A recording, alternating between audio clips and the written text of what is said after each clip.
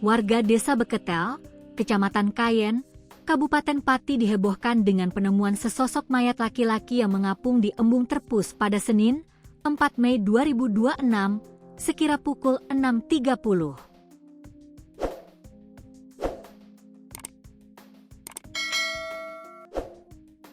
Saat ini, pihak kepolisian masih mendalami kemungkinan keterkaitan dengan temuan ceceran darah yang sempat dilaporkan warga di sekitar lokasi pada Sabtu, 2 Mei 2026, malam. Kapolsek Kayen, AKP Parsa mengonfirmasi bahwa pihaknya telah mengevakuasi korban ke RSUD Soewondo Pati untuk menjalani proses autopsi. Langkah ini dilakukan guna memastikan penyebab kematian, mengingat identitas korban hingga saat ini masih dalam proses pendalaman.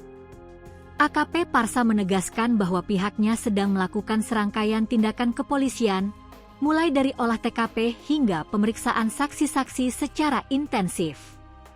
Kami sedang mendalami kemungkinan adanya keterkaitan antara penemuan mayat dengan ceceran darah yang sebelumnya ditemukan di sekitar lokasi. Semua masih dalam tahap penyelidikan, ujar AKP Parsa. Peristiwa ini pertama kali diketahui oleh Rebo, petani berusia 67 tahun yang beraktivitas di ladang dekat embung. Dia melihat benda mencurigakan yang mengapung di permukaan air, yang setelah didekati ternyata merupakan tubuh manusia. Rebo kemudian melaporkan temuan tersebut kepada perangkat desa bernama Sugiono, yang langsung meneruskan informasi tersebut ke Polsek Kayen agar segera ditindaklanjuti.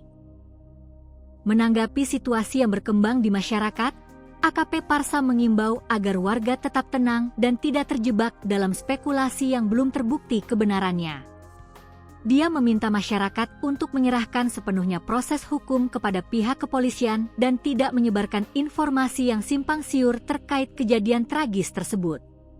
Pihak kepolisian berkomitmen untuk bekerja secara maksimal agar peristiwa di embung Terpus ini dapat segera terungkap secara terang benderang.